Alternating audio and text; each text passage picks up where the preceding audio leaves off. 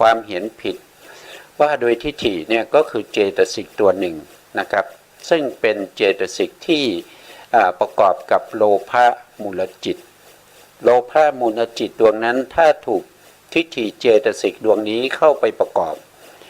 โลภะมูลจิตดวงนั้นก็จะได้ชื่อใหม่ว่าเป็นโลภะทิฏฐิคัตตะสัมปยุตตจิตมีอยู่4ดวงด้วยกันใน4ดวงนี้ก็ถ้าเราแยกเวทนาก็จะเป็นเวทนา2นะครับ4ดวงแรกก็คือดวงที่1กับดวงที่2เนี้ยมีเวทนาที่เป็นสมนัตมีความยินดีพอใจเพลิดเพลินอยู่ในความเห็นผิดอันนี้คือจิต2ดวงแรกส่วนจิตอีก2ดวงนั่นก็คือดวงที่5กับดวงที่6ก็จะได้ชื่อว่าทิฏฐิคัตตะสัมปยุตแต่มีเวทนาเป็นอุเบกขาจิตนั้นมีความเกิดขึ้นด้วยความเฉยๆแต่ประกอบด้วยความเห็นผิดความเฉยๆนั้นก็ค่อนไปในทางที่ยินดีอะไรยินดีพอใจในความเห็นผิดที่ตัวเองมีแต่ไม่ใช่เป็นปรากฏออกมาเป็นเวทนาที่เป็นสมนัตแต่ปรากฏออกมาโดยความเป็นเวทนาที่เป็นอทุกขมสุขเวทนานะครับก็คืออุเบกขานั่นเองแต่อุเบกขาในที่นี้จะค่อนไปถ้าค่อนไปเนี่ยคือจะน้อมไปเนี่ยก็น้อมไปสู่ในส่วนที่เรียกว่ามีความยินดีพอใจนะครับโน้มเองเอียงไปในทางนั้นนะครั้งที่แล้วได้พูดถึงเรื่องของทิฏฐินะครับเราก็มาดูก่อนนะครับมาดูก่อนว่าเรื่องของทิฏฐิเนี่ย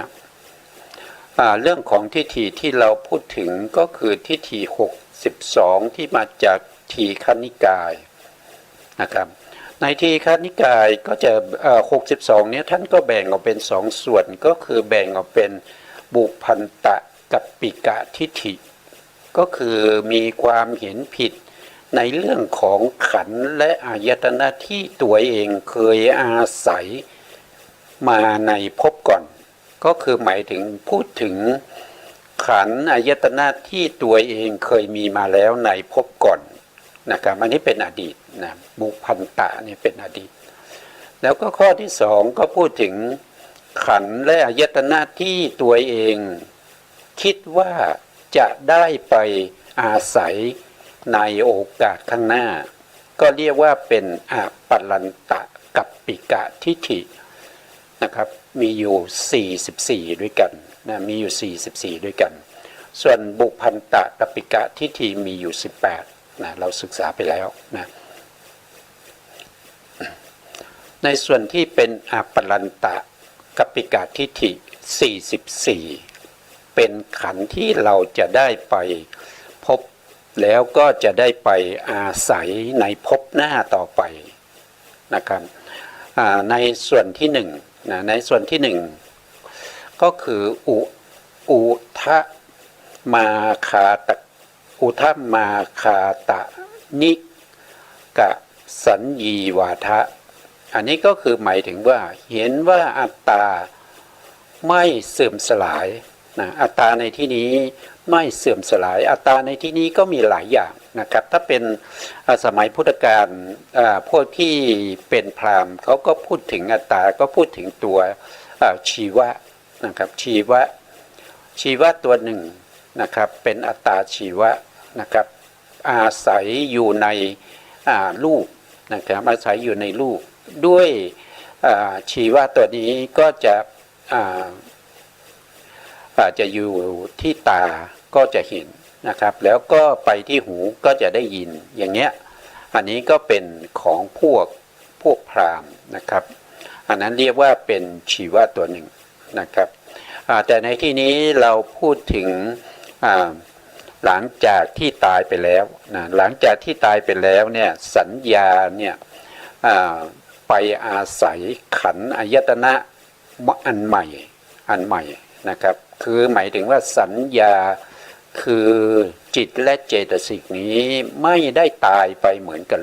รูปตายไปก็เสื่อมสลายไปแต่จิตและเจตสิกไปอาศัย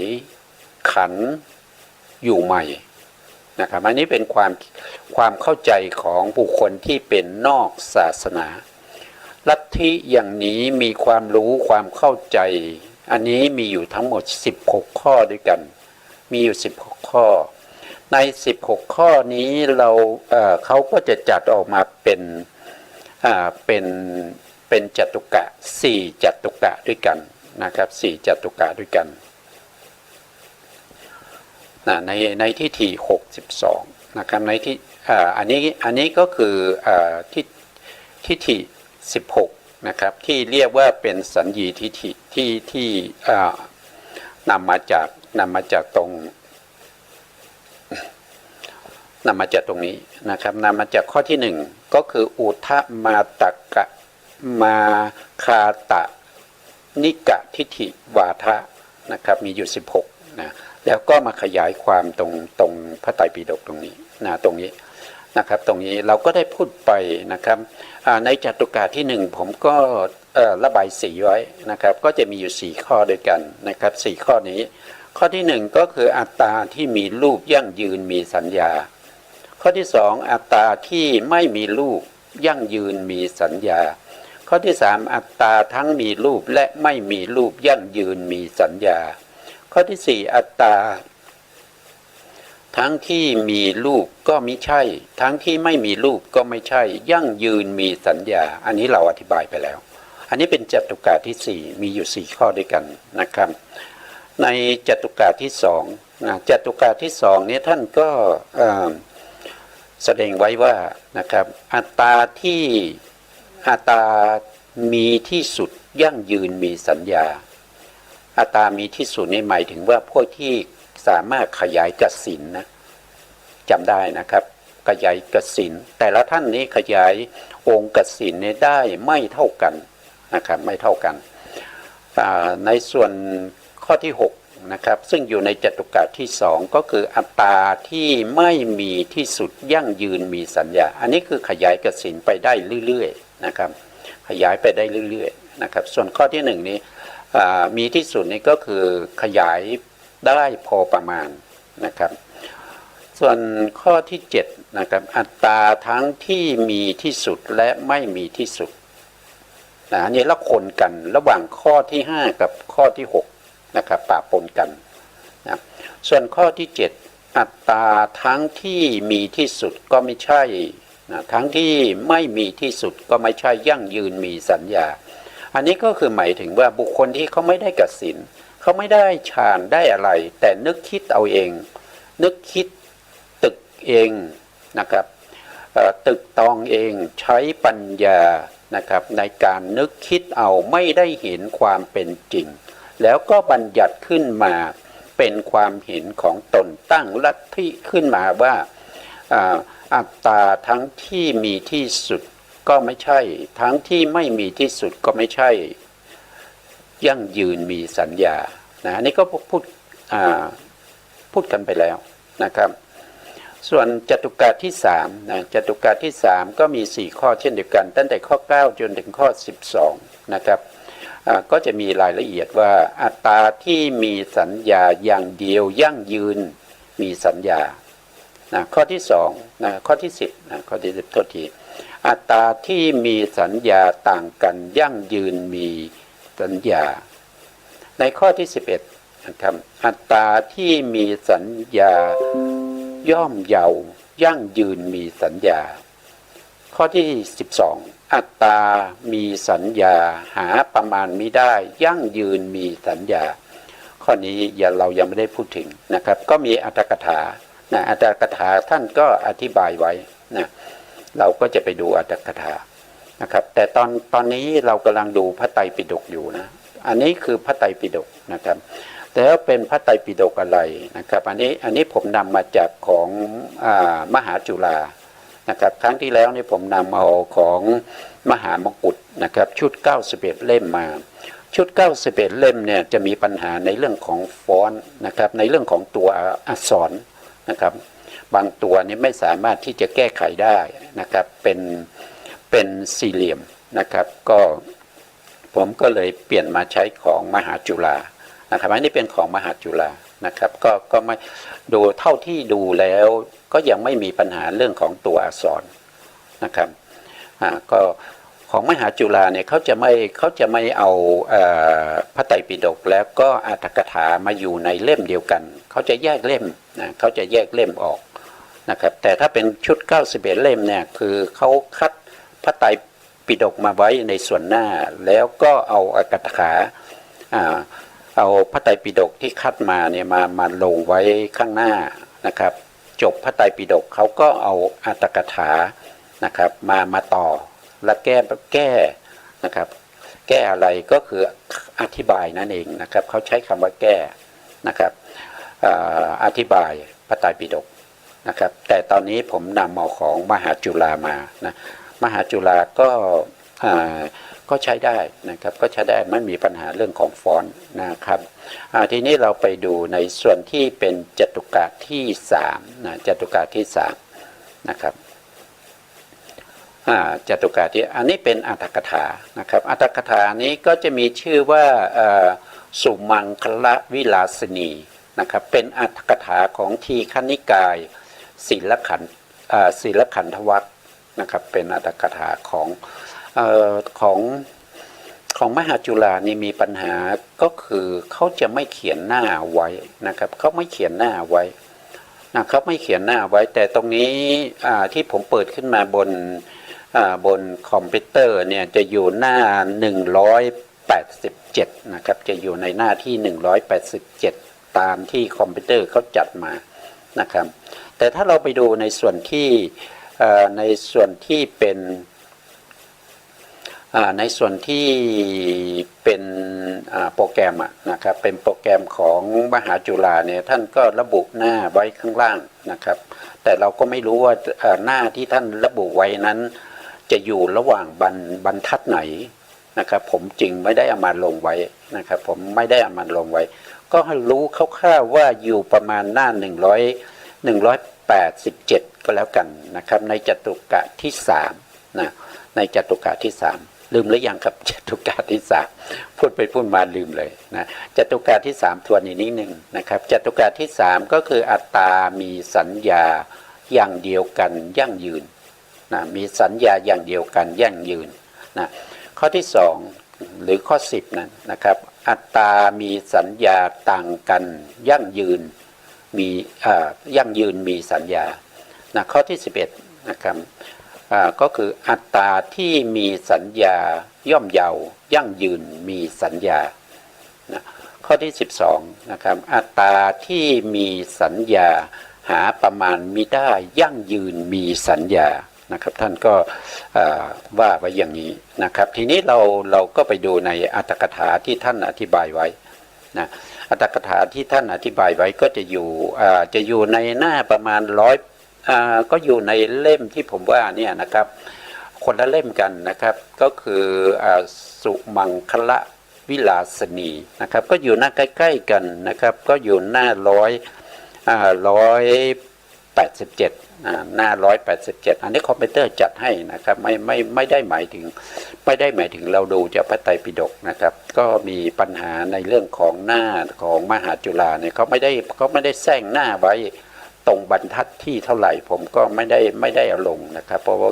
เก่งว่าหน้าอาจจะไม่ตรงกันนะคำอธิบายในจตุกะที่3นะครับจตุกะที่3นะอัตตามีสัญญาอย่างเดียวกันยั่งยืนนะทีนี้เรามาดูคำอธิบายนะครับเพิ่งทราบว่าอัตตาชื่อว่าสัญญาอย่างเดียวกันด้วยอำนาจแห่งผู้ได้สมบัติอันนี้รู้สึกว่าเคยพูดไปแล้วนะได้สมบัตินี้ก็คือหมายถึงผู้ที่เขาได้ฌานนะเขาได้ฌานเขาสามารถที่จะเข้าไปอยู่ในสมบัติได้นานๆอย่างพวกเราไม่ได้ฌานเนี่ยจิตของเราจะไม่ตั้งมั่นนะครับจิตของเราจะเป็นกรรมจิต จิตของเราจะเกิดดับอยู่เรื่อยๆแล้วก็จะเปลี่ยนแปลงไปเรื่อยๆเดี๋ยวเป็นกุศลเดี๋ยวเป็นอกุศลเดี๋ยวเป็นวิบากเดี๋ยวก็ไปเป็นจิตที่เห็นทันตาจักขูวิญญาณเดี๋ยวก็ไปโสตวิญญาณมันก็เปลี่ยนแปลงไปเรื่อยๆการที่จิตของเราเกิดดับเปลี่ยนแปลงไปอย่างนี้มันทำให้เราไม่มีความสงบในเรื่องของจิตนะไม่มีความสงบในเรื่องของจิตบางครั้งเนี่ยชวนะเกิดขึ้นเป็นอกุศลที่เป็นโลภะมีความยินดีติดใจในสภาวธรรมที่ได้เห็นไหมในสภาวธรรมที่ได้ยินเดี๋ยวไม่พอใจโทสะก็เกิดโทสะจิตก็เกิดโลภะจิตดับไปโทสะจิตเกิดขึ้นมาอีกนะครับเมื่อเกิดไปสับมานะครับไม่ว่าจะเป็นโลภะโทสะโมหะเป็นมหากุศลนะครับเป็นจักขูวิญญาณโสตวิญญาณคานาวิญญาณจิตพวกนี้จะเกิดขึ้นตามเหตุตามปัจจัยแต่เขาไม่ได้ตั้งอยู่นานเขาเกิดขึ้นนิดหนึ่งแล้วเขาก็ดับไปทำให้จิตของเราเนี่ยไม่มีความสงบว่าโดยรวมแล้วเนี่ยจิตของเราเนี่ยสงบไม่ได้นะครับจิตของเราตั้งมั่นไม่ได้เป็นสมาธิไม่ได้เพราะจิตมันไม่มั่นคงเดี๋ยวก็เปลี่ยนไปเปลี่ยนมาแต่คำว่าสมาบัติเนี่ยเป็นจิตที่เกิดขึ้นแล้วก็ตั้งอยู่นานนะอย่างเช่นปฐมฌานนะครับปฐมฌานกุศลเกิดขึ้นแล้วก็ตั้งอยู่เป็นเวลาถึงชั่วโมงหนึ่ง2 ชั่วโมงหรือครึ่งวันหรือว่าเป็นวันหรือว่าตลอดทั้งคืนนะครับก็จะมีจิตอยู่ดวงเดียวเท่านั้นที่เกิดดับอยู่เรื่อยๆเราเรียกว่าเป็นสมาบัติสมาบัติก็จะมีอยู่3อย่างนะครับแต่ในที่นี้เราต้องเข้าใจว่าเขาเป็นฌานสมาบัติฌานสมาบัติก็คือได้อัปปนานะอัปปนาฌานที่เป็นกุศลนะที่เป็นกุศลถ้าเราเดี๋ยวผมพูดอย่างนี้ท่านก็บางท่านก็เข้าใจนะครับบางท่านก็อาจจะไม่เข้าใจนะครับคำว่าสมาบัติตรงนี้ก็คือหมายถึงว่าถ้าบุคคลที่ได้ฌานก็คือจะมีรูปาวจระกุศลจิตดวงใดดวงหนึ่งใน5ดวงนี้ที่ท่านได้นะครับอย่างเช่นปฐมฌานก็คือดวงนี้เมื่อเราเข้าฌานปฐมฌานดวงนี้ก็จะเกิดดับกับเรา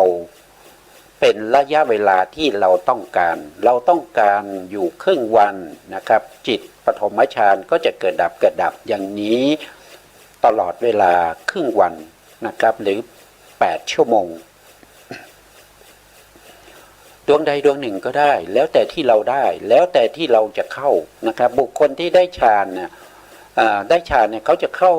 ฌานที่สูงนะครับปฐมฌานก็ได้ทุติยฌานก็ได้ตติยฌานก็ได้เขาก็จะเข้าตติยฌานเขาส่วนใหญ่เขาจะไม่เข้าปฐมฌานแล้วก็ทุติยฌานเพราะเขาได้ถึงตติยฌานเขาก็จะเข้าตติยฌานเพราะตติยฌานนี่มีอารมณ์ที่ละเอียดกว่านะครับเพราะละวิตกวิจารได้ละปิติได้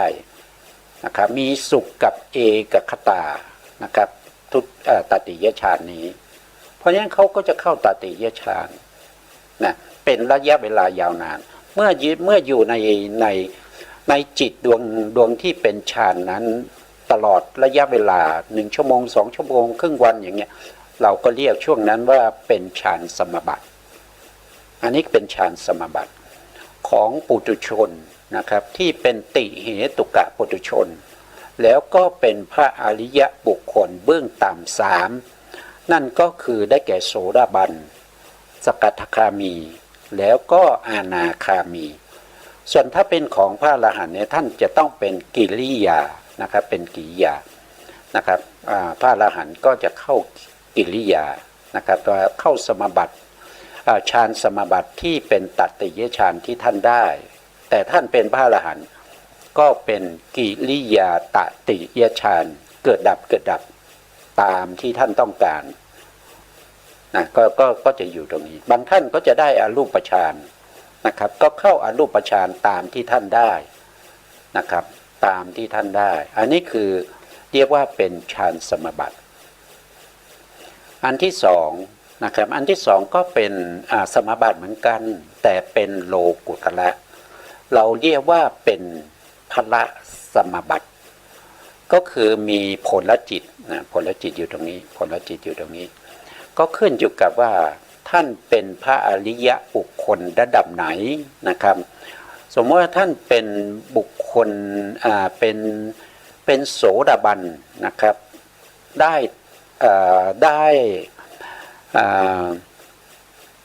เป็นโสดาบันนะครับก็เป็นปฐมฌานนะครับก็คือดวงนี้ท่านก็จะเข้าดวงนี้โดยมีพละผลจิตเกิดดับอยู่กับท่านเป็นระยะเวลาที่ท่านต้องการบางครั้งท่านได้ตติยฌานก็จะเป็นดวงนี้ท่านเป็นโสดาบันแต่ท่านได้โลกียฌานที่เป็นตติยฌานท่านก็จะเข้าอันนี้นะผลจิตนี้นะแต่ถ้าเป็นพระอรหันต์นะเป็นพระอรหันต์สมมติว่าได้ตติยฌานท่านก็จะเข้าดวงนี้นะครับดวงนี้ก็เป็นตติยฌานผลจิตนะของพระอรหันต์ท่านก็จะเข้าตรงนี้คือหมายถึงว่าท่านได้โลกียฌานด้วยท่านเป็นพระอริยบุคคลด้วยนะครับท่านก็จะเข้าตรงนี้เราจะเรียกว่าเป็นพละสมาบัติได้สองตัวนะครับอันที่หนึ่งก็คืออันนี้กับอันนี้เราเรียกว่าเป็นฌานสมาบัติฌานสมาบัติเป็นโลกิยะนะครับเป็นโลกิยะแต่ถ้าเป็นพระอริยบุคคลท่านก็จะเข้าตรงนี้ก็เรียกว่าเป็นพละสมาบัติพละสมาบัตินะครับพระอริยะบางบุคคลเนี่ยท่านต้องการที่จะฝึกปรินิพพานนะครับฝึกปรินิพพานเราจะเรียกว่าเป็นนิโรธสมาบัตินิโรธสมาบัติเนี่ยเป็นของพระอนาคามีกับพระอรหันต์ถ้าใครที่เป็นโสดาบันกับสกัดคามีไม่มีสิทธิ์เข้านิโรธสมาบัติไม่ได้นะครับแล้วก็ถ้าเป็นพระอนาคามีกับพระอรหันต์ที่ต้องการเข้านิโรธสมาบัติท่านจะต้องเป็นบุคคลที่ได้ทั้งโลกียฌาน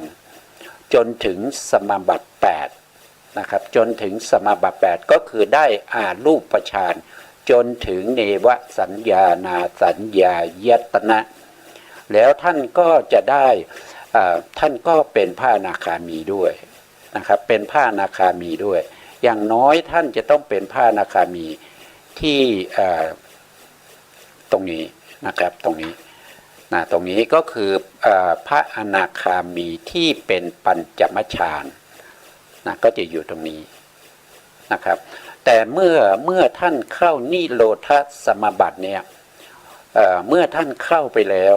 นะครับจิตของท่านจะดับจิตจะไม่เกิดอีก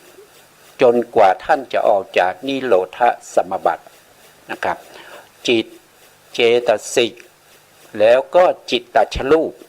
3อย่างนี้จะไม่เกิดแก่บุคคลที่เข้านิโรธสมาบัตินะนิโรธสมาบัติการเข้าส่วนมากนะครับก็ต้องเข้า7วันนะครับต้องเข้า7วันแล้วก็ไม่มีใครที่จะทำอันตรายแก่ท่านได้ไม่ว่าจะเป็นวาตภัยนะครับวาตภัยก็คือพายุนะครับแล้วก็อัคคีภัยก็คือไฟไหม้แล้วก็อุทกภัยนะครับหรือว่าเป็นโจรภัยไม่มีใครที่จะทำอะไรท่านได้ในขณะที่ท่านยังอยู่ในนิโรธสมาบัติไฟเผาท่านก็ไม่เป็นไรนะครับอย่าว่าแต่ท่านเลยนะครับอัฏฐบริขารที่ท่านใช้อยู่มีอัคคีภัยมาเผาก็ไม่สามารถที่จะเผาได้นะครับด้วยกำลังของโลกียฌานแล้วก็โลกุตละฌานนะครับแล้วก็ท่านเป็นพระอนาคามีกับพระอรหันต์ด้วยนะเพ เพราะฉะนั้นผู้ที่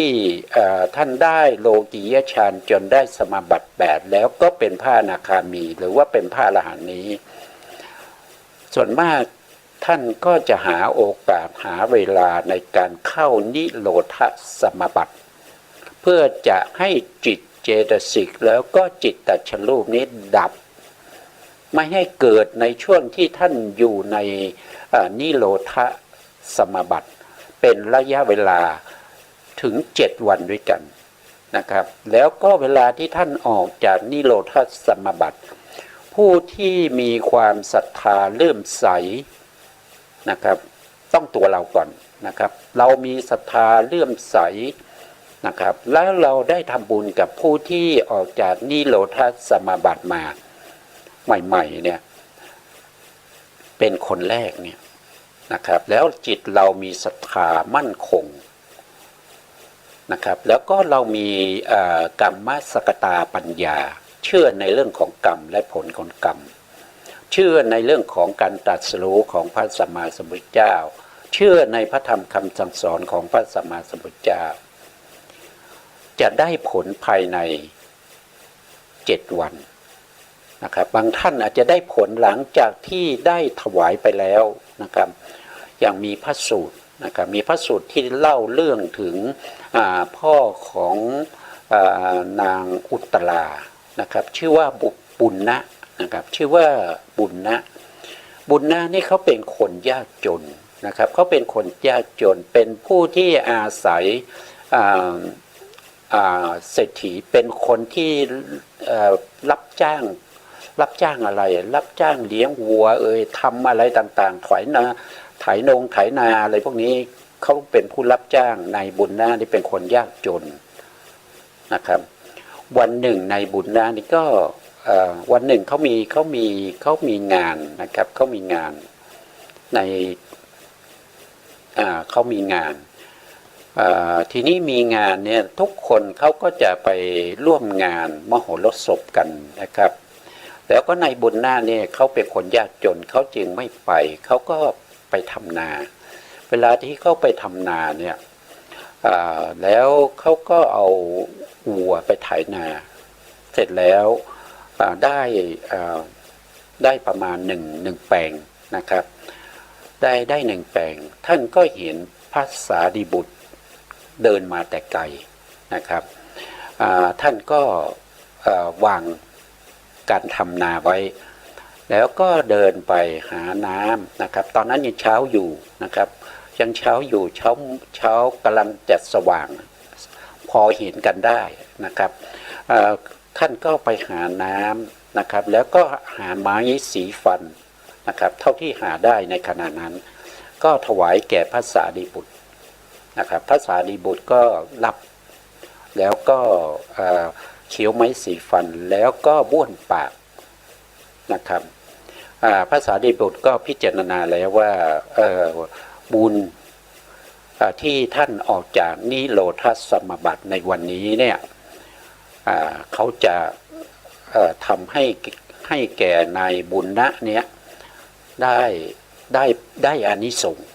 นะครับถ้าออกตอนนี้สีฟันเรียบร้อยแล้วก็ยังเช้าอยู่ถ้าออกจากตรงนี้ไปก็จะไม่พบกับภรรยาของนายบุญนะซึ่งจะนำเอาอาหารเนี่ยมาให้แก่สามีที่กำลังทำนาอยู่นะครับพระสารีบุตรก็ชะลอนะครับรอจนได้เวลาที่นางทำอาหารเสร็จแล้วก็นำเอาอาหารนี้จะมาให้สามีพระสารีบุตรก็ออกเดินทางจะไปสวนกับนางพอดี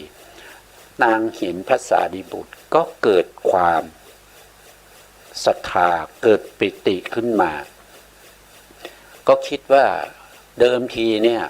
เราอยากทำบุญนะครับทายทานที่เราจะทำไม่มีบางครั้งเรามีทายทานเราจะหาบุคคลที่มารับทายทานก็ไม่มีแต่วันนี้เรามีนะครับเรามีอาหารนะครับแล้วก็มีพระสารีบุตรนะครับได้พบพระสารีบุตรท่านเกิดความปรับปลื้มใจท่านก็ถวายอาหารให้พระสารีบุตร นะครับพระสารีบุตรก็เปิดบาตรนางก็เอาอาหารใส่ลงไปในบาตรพออาหารลงไปได้ครึ่งหนึ่งพระสารีบุตรก็ปิดบาตรนะครับนางก็บอกว่าขอพระคุณเจ้านะครับช่วยอนุเคราะห์ดิฉันนะครับช่วยอนุเคราะห์ดิฉันในภพหน้าเธอนะครับในภพนี้อย่าได้อนุเคราะห์ฉันดิฉันเลยก็คือหมายถึงว่าอาหารนี้มีได้เฉพาะคนคนเดียวนะครับก็จะถวายท่านให้หมดขอท่านจงรับไว้เถอะพระสารีบุตรก็เปิดบาตรอีกนะครับนางก็เอาอาหารใส่เข้าไปในบาตรนะครับจนหมดนะเสร็จแล้วนางก็กลับไปที่บ้านนะครับแล้วก็ไปหุงข้าวใหม่ทำอาหารใหม่นะครับมาให้สามีนะครับเมื่อนางมาเอาอาหารมาให้สามีนะครับก่อนที่จะถึงนางก็บอกสามีว่าวันนี้เป็นวันดีนะครับท่านจงทำความศรัทธาแล้วความยินดีนะครับวันนี้ได้ถวายอาหารแก่พระสารีบุตรนะครับสามีก็บอกว่าดีเหมือนกันเราก็ได้ถวายไม้สีฟันแล้วก็น้ำให้บ้วนปากให้แก่พระสารีบุตรนะครับนางก็บอกว่าจริงๆแล้วนางพูดก่อนเพราะว่ากลัวว่าสามีเนี่ยจะหิวแล้วก็เกิดโทสะนะครับนางก็พูดกับสามีก่อนนะครับเสร็จแล้วสามีก็ทานอาหารเรียบร้อยแล้วก็นอนสักพักหนึ่งนะครับแล้วก็ตื่นขึ้นมาก็เห็นว่านาที่ตัวเองไถเสร็จนั้นน่ะดินเหล่านั้นที่ไถนานั้นน่ะกลายเป็นทองคำนะครับอันนี้ท่านจะเชื่อหรือไม่รู้นะครับแต่ในพระสูตรท่านได้กล่าวไว้อย่างนี้นะนาที่ท่านได้ไถนาเนี่ยก็กลายเป็นทองคำนายบุญนะก็ไม่เชื่อสายตาตัวเองแล้วก็พยายามที่จะดูว่าเป็นทองจริงๆหรือเปล่านะครับแล้วก็ถามภรรยาว่าเธอเห็นนาที่เราไถไว้นั้นเป็นทองคำไหม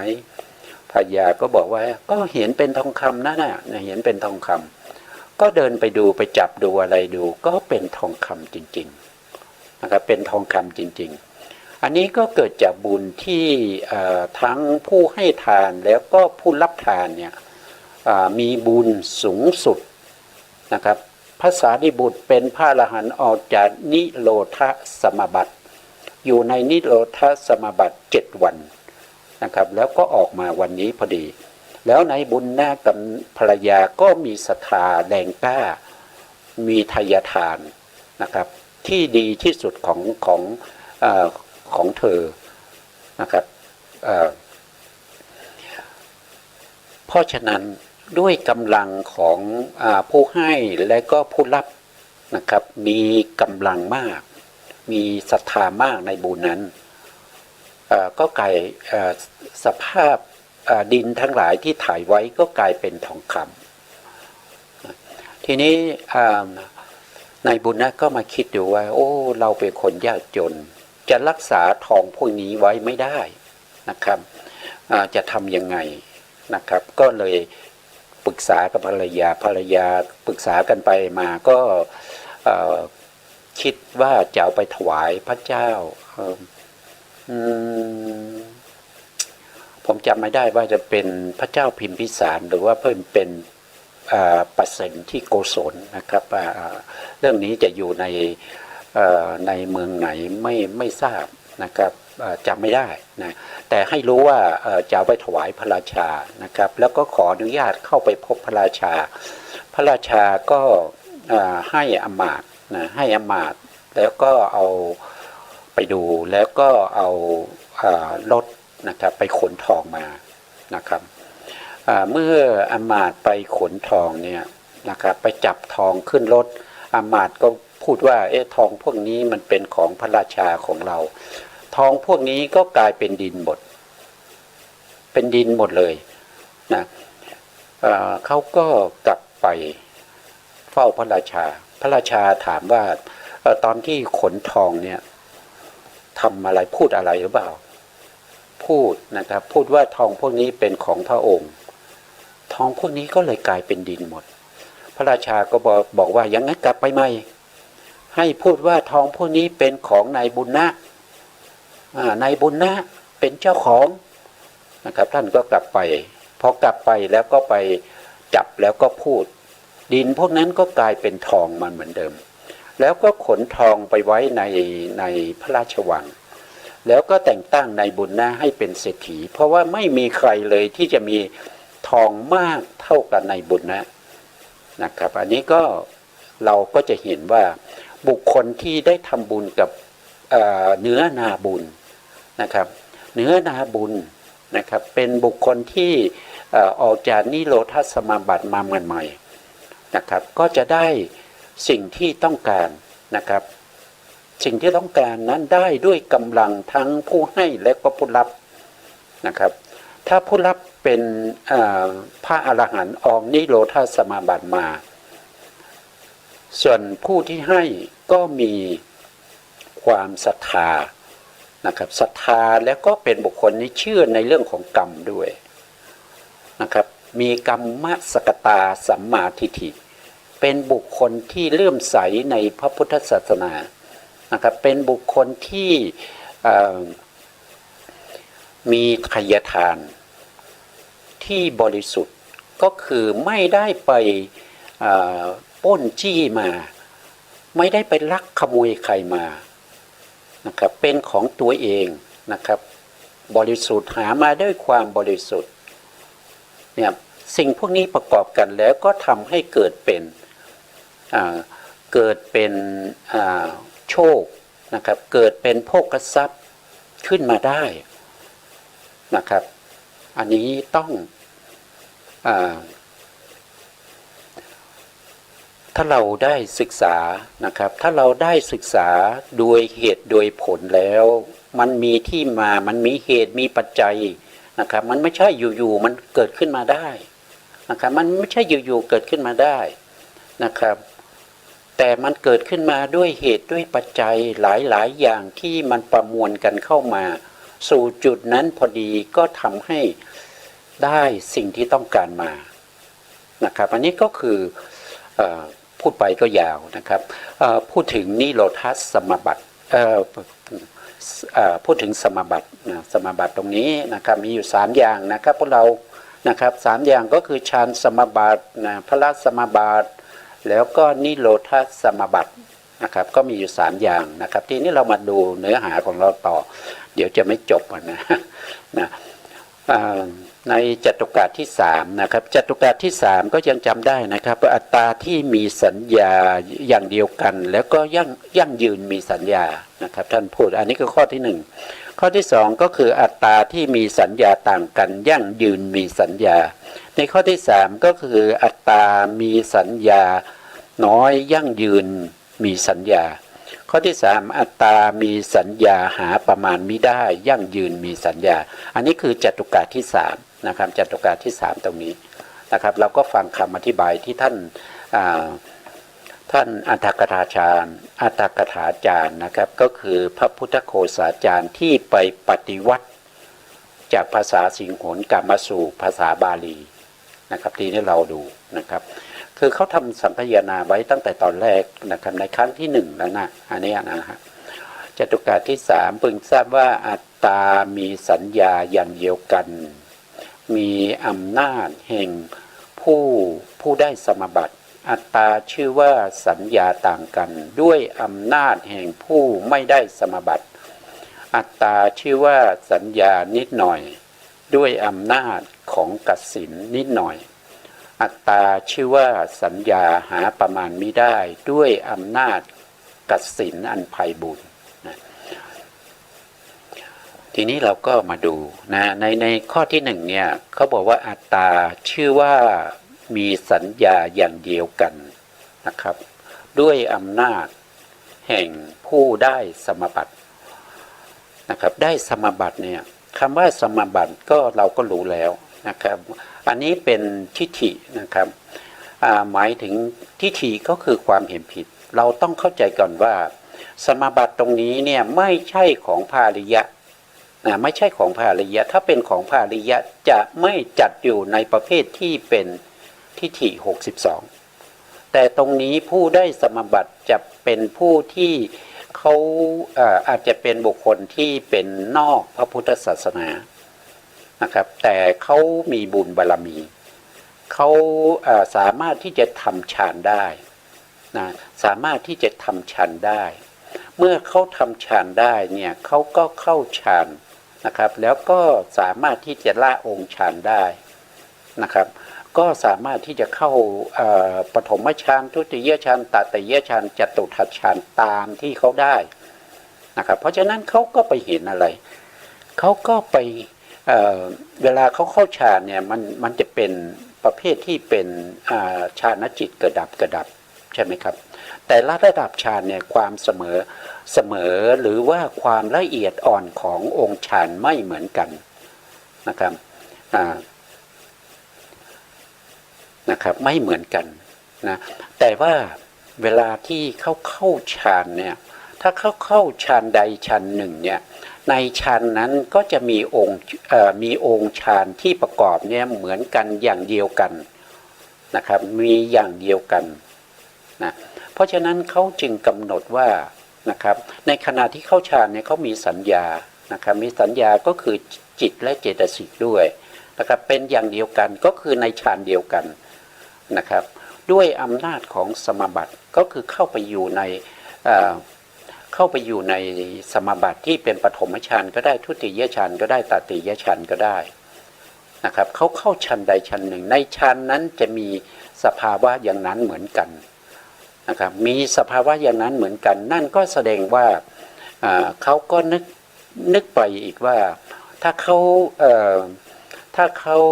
ทิ้งร่างนี้นะครับเขาก็จะไปอาศัยอยู่กับฌานสมาบัติที่เขาได้สมมติเป็นทุติยฌานอย่างเงี้ยเมื่อเขาตายแล้วเขาก็จะไปเกิดในทุติยฌานภูมิอย่างนี้นะครับแล้วก็สัญญาที่อยู่ในทุติยฌานเนี่ยมันก็เป็นสัญญาที่เป็นอย่างเดียวกันก็คือหมายถึงว่าทุกอย่างเนี่ยมันนามธรรมเนี่ยมันเหมือนกันนะครับในทุติยฌานไม่ว่าจะเป็นของเราหรือว่าเป็นของผู้อื่นนะครับไม่ว่าจะเป็นของผู้อื่นหรือว่าเป็นของเราเพราะว่าในปฐมทุติยฌานเนี่ยจะมีบุคคลที่เป็นพรหมเนี่ยเกิดอยู่ในนั้นนะก็มากมายนะครับไม่ใช่คนเดียวนะครับแต่ทุกคนเนี่ยก็จะมีสัญญาเหมือนกันอย่างนี้เป็นต้นนะครับเขาก็บัญญัติขึ้นมานะครับตามที่เขาได้สัมผัสมาอันนี้ก็มีความเห็นผิดเขาบอกว่าสัญญาตรงนั้นยั่งยืนนั่นก็คือหมายถึงว่าเขาไปเกิดตรงนั้นแล้วเขายั่งยืนอยู่ตรงนั้นไม่ไปไหนอีกอันนี้ก็คือเป็นความเห็นผิดนะครับเพราะว่าพระพุทธศาสนานี้มันไม่ยั่งยืนเมื่อหมดอายุเมื่อหมดอายุถ้าไม่ทำฌานต่อก็ต้องกลับมาเกิดในกามสุคติภูมิแต่ถ้าทำฌานต่อนะครับได้ฌานอะไรก็ไปเกิดในฌานระดับนั้นต่อไปอันนี้ไม่สัญญานี้ไม่ยั่งยืนนะในภพนั้นไม่ยั่งยืนแต่เขาเข้าใจว่าในภพนั้นที่เขาได้นะมันยั่งยืนอยู่ตรงนั้นนะครับอันนี้ก็เป็นความเห็นผิดนะครับในข้อที่สองนะครับอัตตาชื่อว่าสัญญาต่างกันนะครับชื่อว่าสัญญาต่างกันอัตตาตรงนี้ชื่อว่าสัญญาต่างกันในทุติยฌานเนี่ยในทุติยฌานเนี่ยมีบุคคลนะครับมีบุคคลอยู่สองบุคคลที่หนึ่งถ้าว่าโดยในของพระพิธรรมเนี่ยเป็นบุคคลที่ละวิตกได้ละองค์ฌานได้ตัวเดียวนะครับละวิตกได้องค์ฌานยังมีอยู่ก็คือ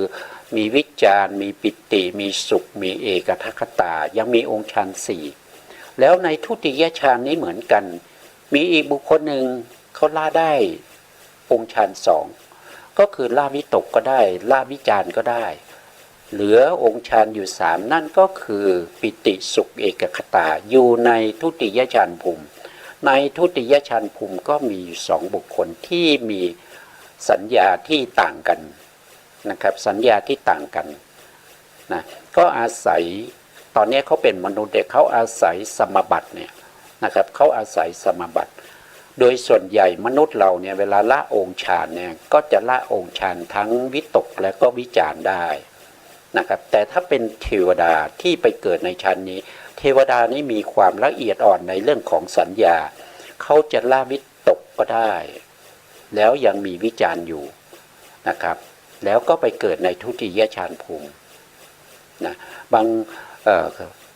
างท่านก็ละได้ทั้งวิตกวิจารบางท่านก็ละได้เฉพาะวิตกอย่างเดียวนะครับเพราะฉะนั้นก็จะต่างกันสภาวธรรมก็ต่างกันนะครับแล้วก็ไม่ยั่งยืนสัญญาพวกนี้ก็ไม่ยั่งยืนเหมือนกันนะครับผู้ที่เข้าสมาบัติแล้วเข้าไปเห็นในลักษณะไปสัมผัสกับลักษณะพวกนี้เขาก็เลยไปกำหนดว่าสัญญาที่ไปเกิดในชั้นนั้นมันยั่งยืนซึ่งเป็นความเห็นผิดนะครับใน31ภูมิเนี่ยสัญญาที่ยั่งยืนนะครับไม่มีนะสัญญาทุกภพทุกภูมิเนี่ยมีการเกิดขึ้นและก็ดับไปนะไม่ว่าสัญญานั้นจะอยู่84,000 มหากัปก็ตามนะครับมันก็ต้องมีการดับอย่างเช่นบุคคลที่ไปเกิดในเนวสัญญานาสัญญาก็คืออุทกดาบทนะครับต้องอยู่ในนั้นถึง 84,000 มหากัปเมื่อหมดบุญแล้วก็จะต้องกลับมาเกิดในกามสุคติภูมิอีกนะครับถ้าเราพูดถึงสัญญาตรงนี้ก็คือจิตนั่นเองนะครับจิตกับเจตสิกนั่นเองจิตกับเจตสิกนี้เกิดดับรวดเร็วนะครับลัดนิ้วมือหนึ่งจิตเกิดดับไปแสนโกฏขณะจิตเกิดดับไปแสนโกฏขณะในจิตที่เกิดดับนั้นก็มีเจตสิกด้วยเพราะนั้นเจตสิกก็จะเกิดดับพร้อมกับจิตไปด้วยเพราะฉะนั้นสัญญาที่ยั่งยืนไม่มีนะครับเพราะฉะนั้นบุคคลที่ไปเห็นในลักษณะนี้ไม่ได้ศึกษาในพระธรรมคำสั่งสอนของพระสัมมาสัมพุทธเจ้าจึงเป็นบุคคลที่มีความเข้าใจผิดแล้วก็ไปบัญญัติ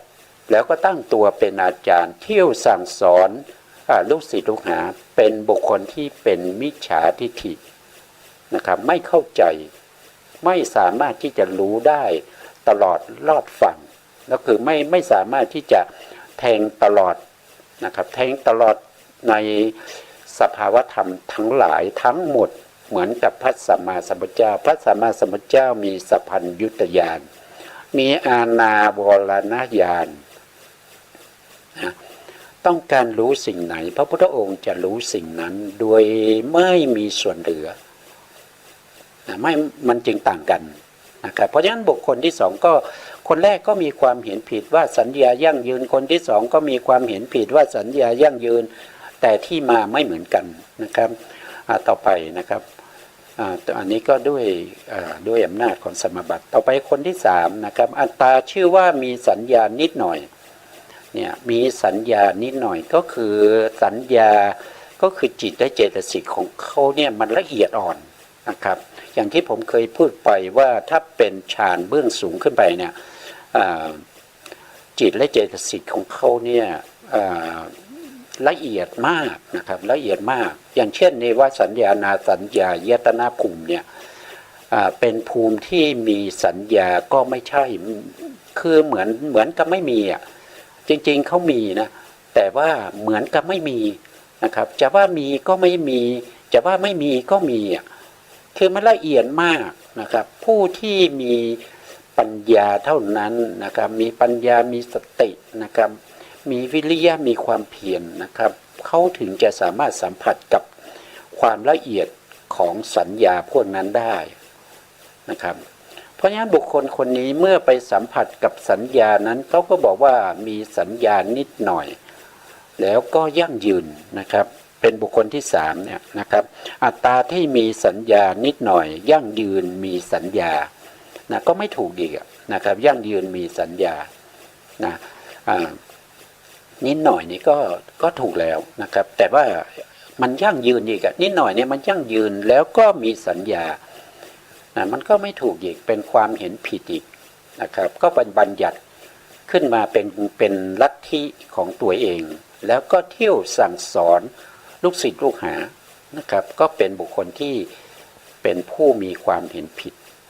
นะครับขยายความเห็นผิดของตัวเองออกไปนะครับต่อไปนะครับด้วยอำนาจกสินนิดหน่อยอันนี้ก็คือบุคคลที่4นะครับบุคคลที่4เนี่ยถ้าเราพูดถึงตรงนี้ด้วยอำนาจของกสินเนี่ยนิดหน่อยอำนาจของกสินนิดหน่อยเนี่ยก็คือคงจะได้นิมิตนะครับคงจะได้นิมิตยังไม่เข้าถึงอัปปนาฌานนะครับยังเข้าไม่ถึงอัปปนาฌาน